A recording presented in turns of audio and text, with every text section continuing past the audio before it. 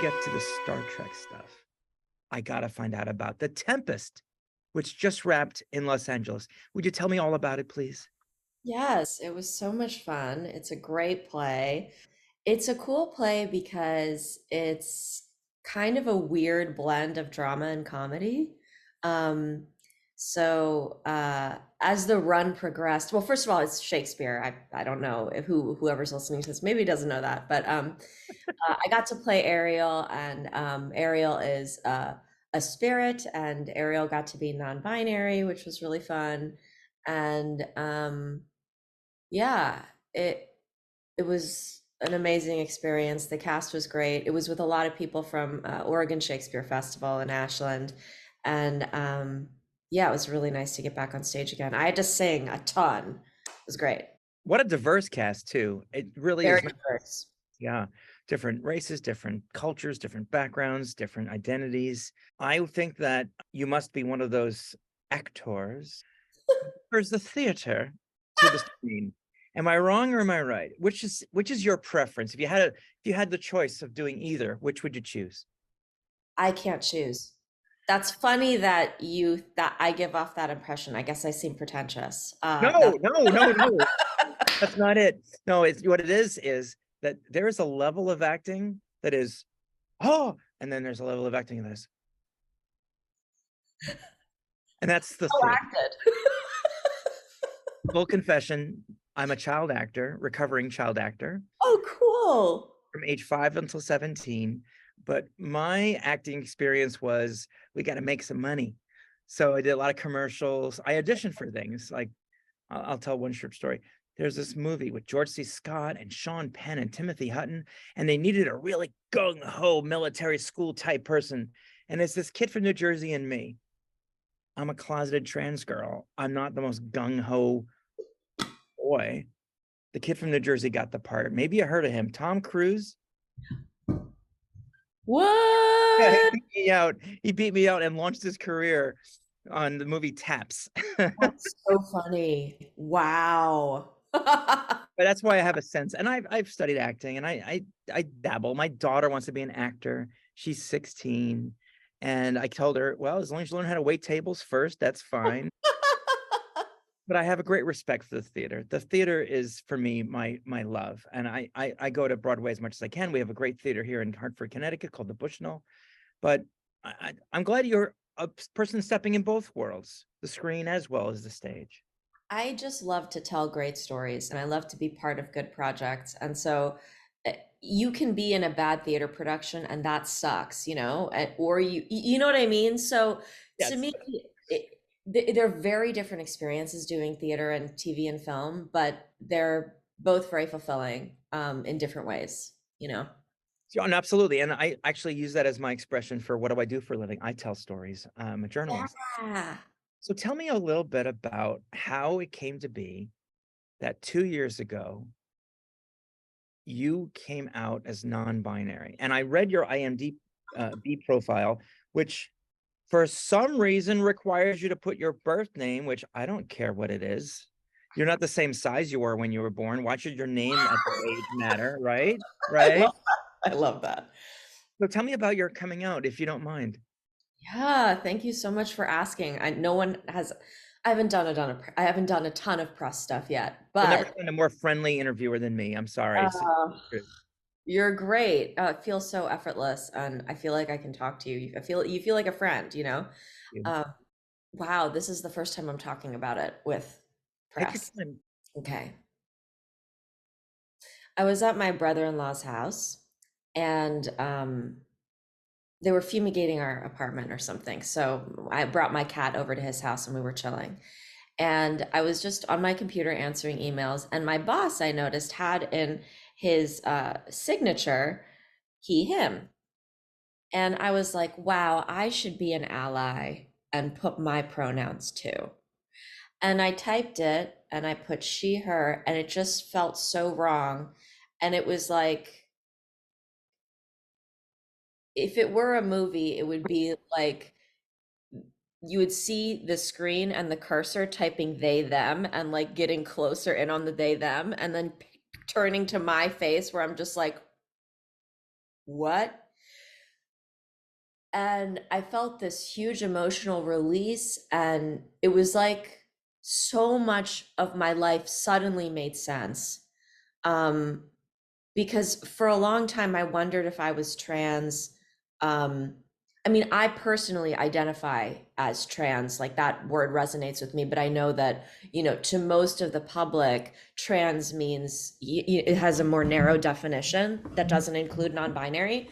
But trans, technically, I mean, you just don't identify with the gender that you were born at birth, I spent most of my life kind of being in public and pretending that I was a man. Like inside, I was thinking of myself as a man, even though I was interacting normally. I guess it was sort of like acting or something. It was sort of like a mental trick that made me feel more comfortable in my skin, but I didn't feel like I wanted to actually transition. So I was very confused about my gender.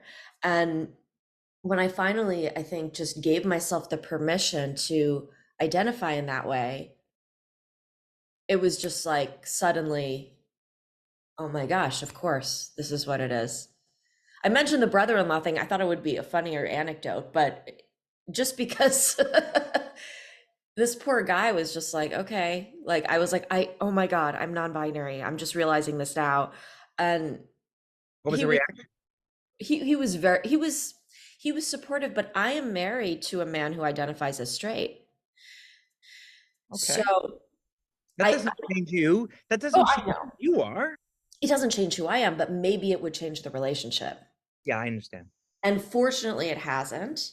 Good. Uh, but it was rough for a little while. I mean, it's a big change. And I think being with, also because I didn't know how exactly I wanted to express it, like I've considered lots of different options in terms of different forms of transitioning. And it just sort of feels like a social transition felt like the most like what I wanted. But yeah, I'm with somebody who we're living in the paradox of life and gender, which is he still identifies that way.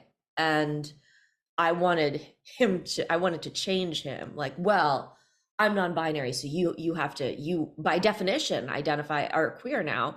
But that's not how he identifies, and we're two people who really love each other and call it a day. Like, let's not get caught up in the labels. That's wonderful. I have three things to say. This is my interview with you, but I'm going to just reveal to you when I came out as trans 10 years ago next month, my then straight wife, she's now deceased, um, she said, well, that means I'm in a same-sex marriage now, and I don't want to be seen as a lesbian.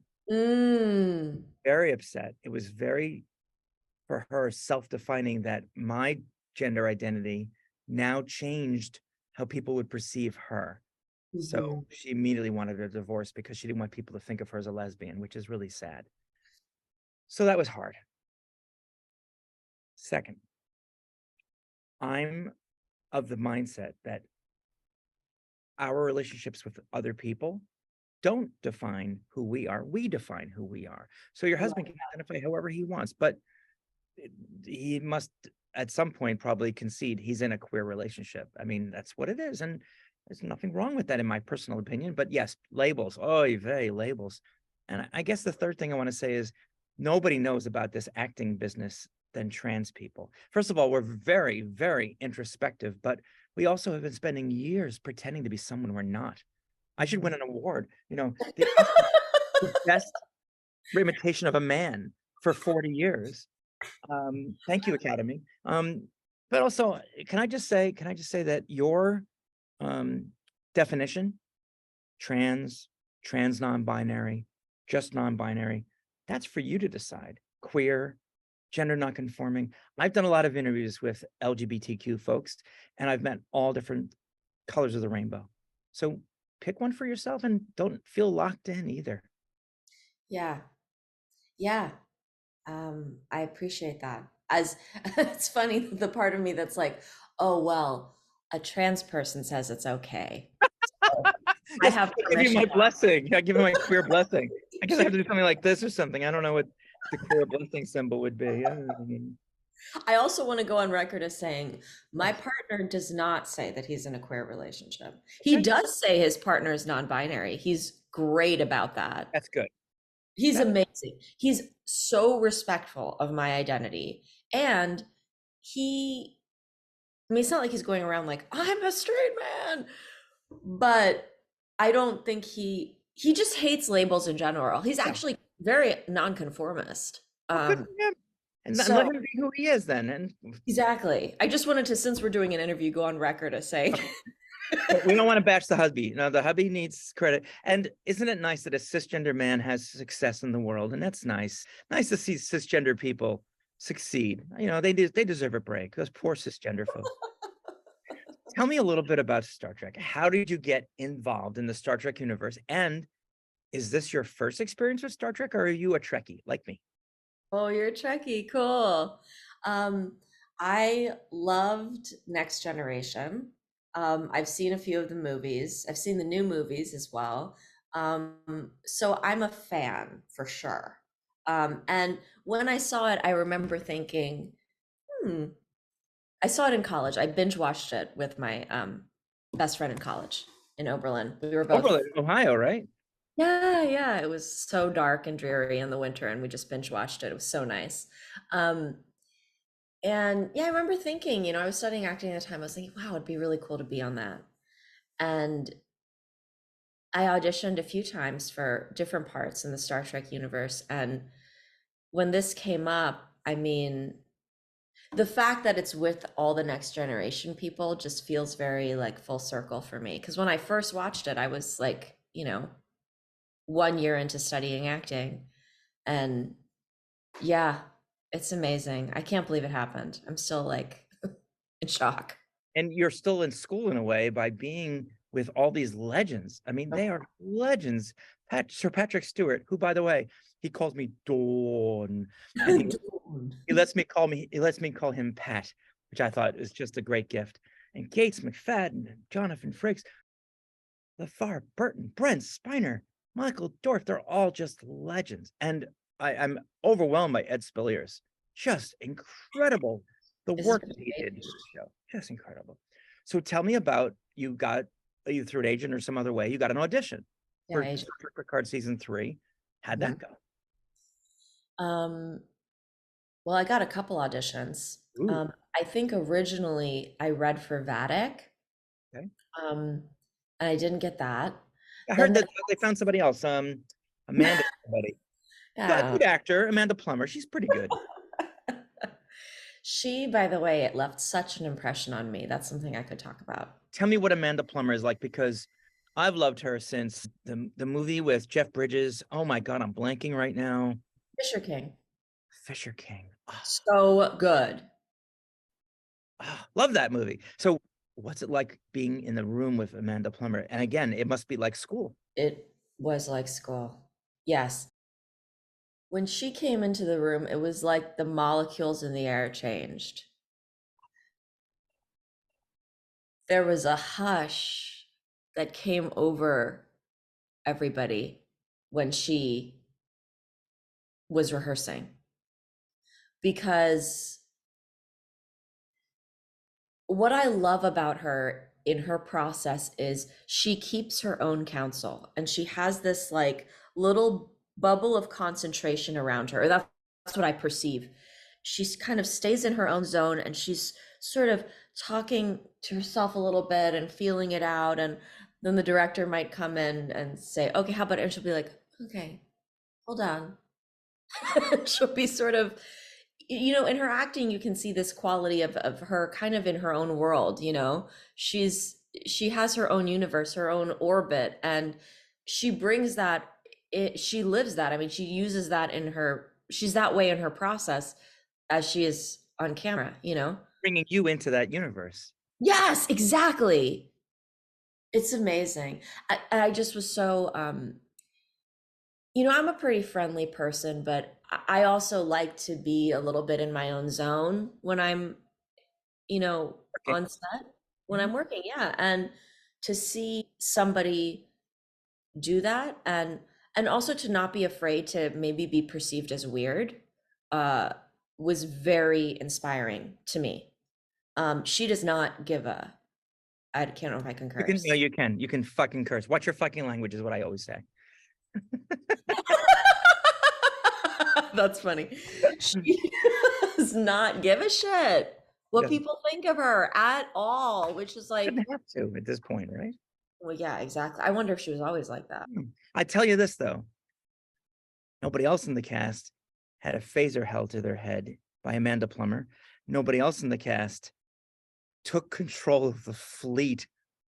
You went from auditioning for the lead baddie to being the lead baddie. For a brief moment, yes. That Okay. was fun. But you must have, when you did get the part of the ensign, tell me how to pronounce it. Esmar. Esmar, right? Did you get a sense that you were going to be set decoration, the red shirt, or that you were going to have a really big role? I didn't know. I didn't know. And so I was scared to take it because I was like, I had already turned down another audition to be somebody who just like dies instantly, you know? And I was like, no, I have a feeling I need to be on this show. I need to be in the Star Trek universe in a significant way. And I want that to happen, or I'm not in it. Like not being in it is fine, but like I want a significant. And so when I got this, it was really hard because it's like, that communications officer, like, okay, that's a legit role on the bridge. But we don't know what's going to happen with that. It was a very small role initially.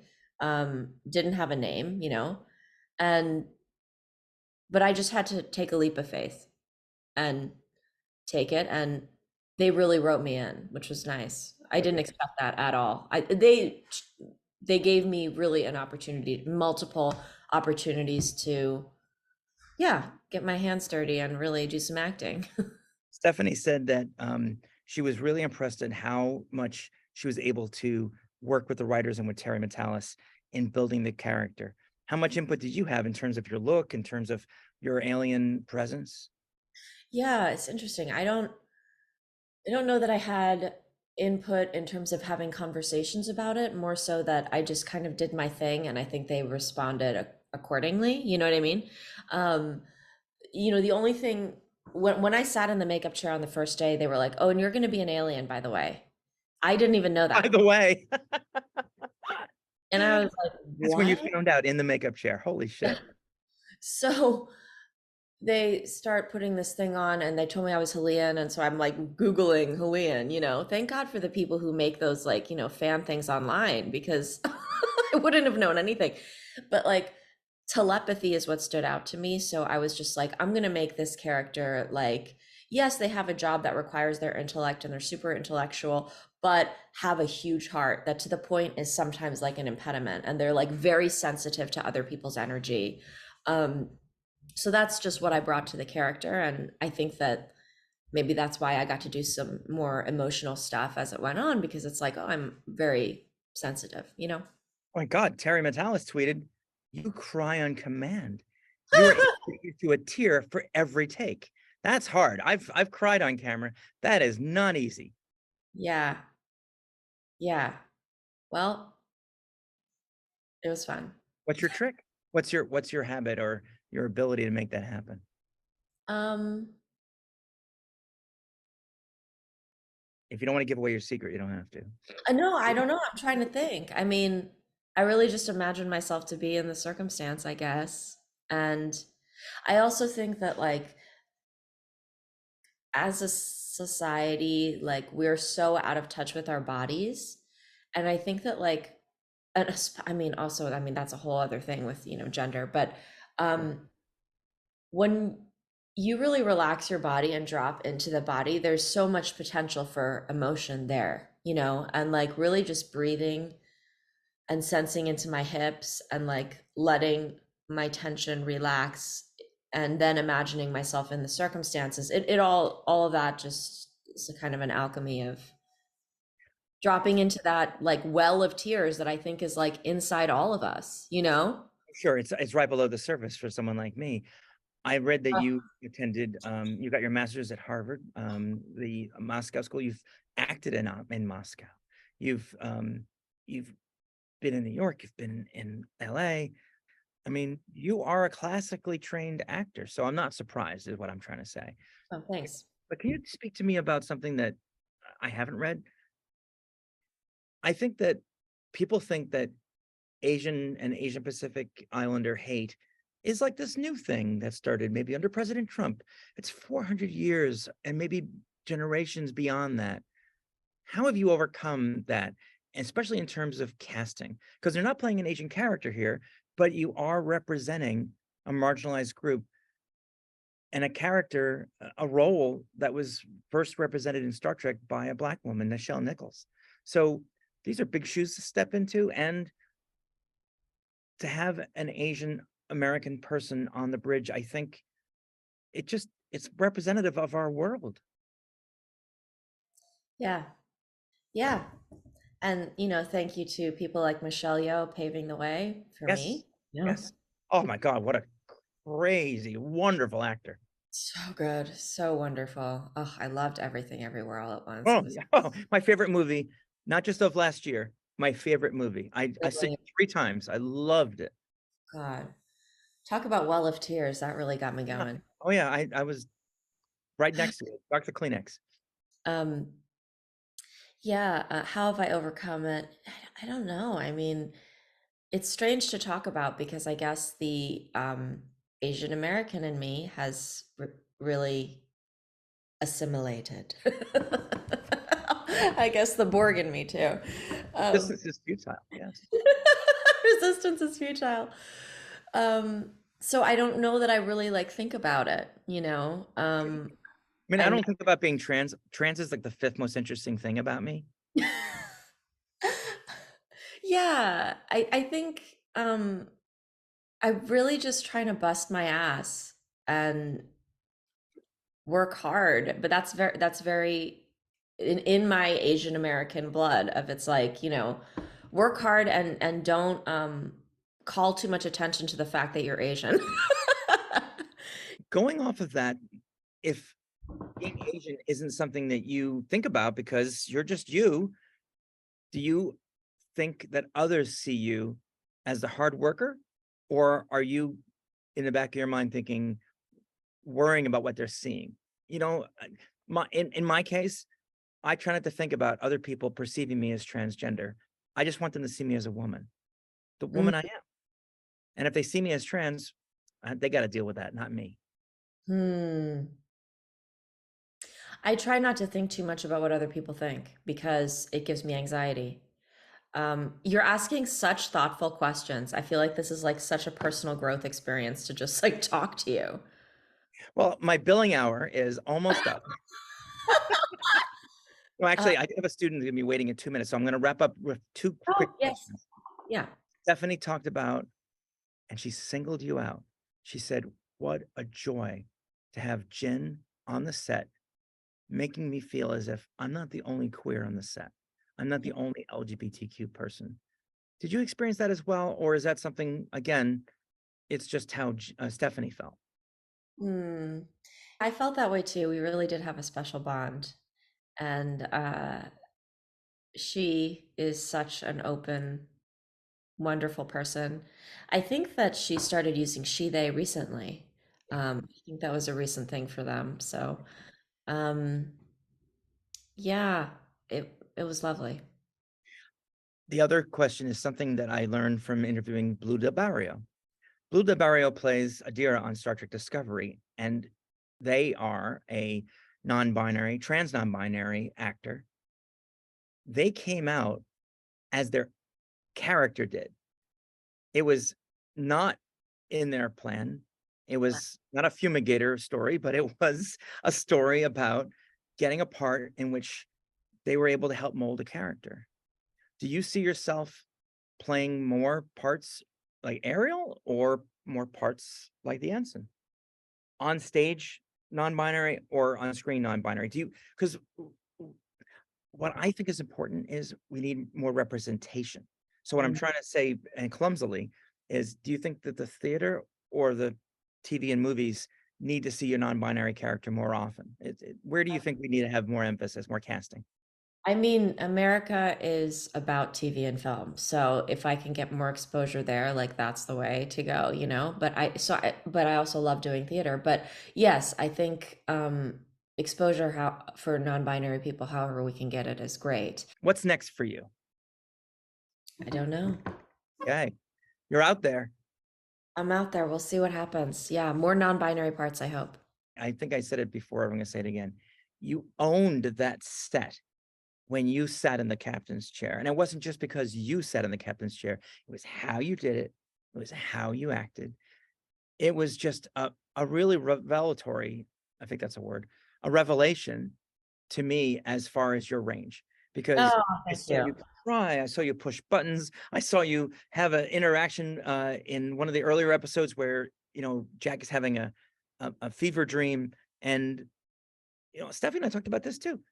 This series, season 3, put a spotlight on the minor characters, the bridge officers, in just 1 or 2 episodes than other franchise series in Star Trek ever did with their bridge officers. It was like we got to know you. Yeah. Oh, that's so cool. And maybe there'll be other parts for you to play. I hope so. Yeah. I'm getting emotional. Oh, me too.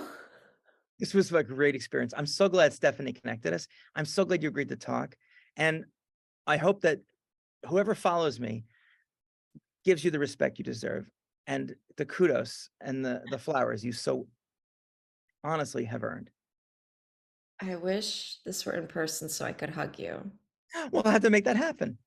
Thank you. Definitely. If you're ever in LA, let me know. I'd love to see you. I miss it. I love LA. I know it's crazy to say that, but where are you from originally, by the way? Maryland. Ah, okay.